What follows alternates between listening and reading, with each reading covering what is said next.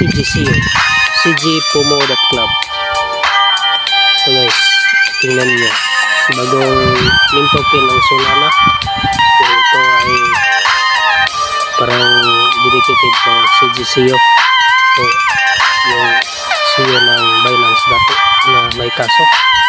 So 4 months for CGCO Kumu. So the CGCO was in prison for 4 months. Now 4 months Kumu. Ganon, no?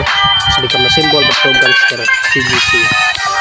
CG, he represent real gangster move in the crypto world.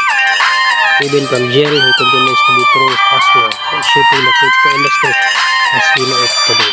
Ito si CG ng Binance. CGCO. So, bye.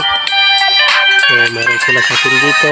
Kung matutap, meron silang pwede nyo i-search sa Twitter, then sa Dexdriller, Telegram at sa Dextool. Ito ang kanilang CE. CGCO True Gangster. Ang mukha ni CGCO. Ito ang kanilang roadmap. Get in the playground. Gusto nila get the respect. Rise to the top. Then freedom take over. Subukan natin. Baka kahit ito ay yung token lamang, pero baka may lumaki ito na, diba? Tumasang balyo. Kaya ulit, natapos na sa advice. Panis gadgets, get the respect. So, ito na, binigmok na si Jet. Oo, CGCO. Bigyan mo yan. Bye. Okay. So, pwede subukan. Pero always research. Research muna bago yung ganito para hindi lugi, no?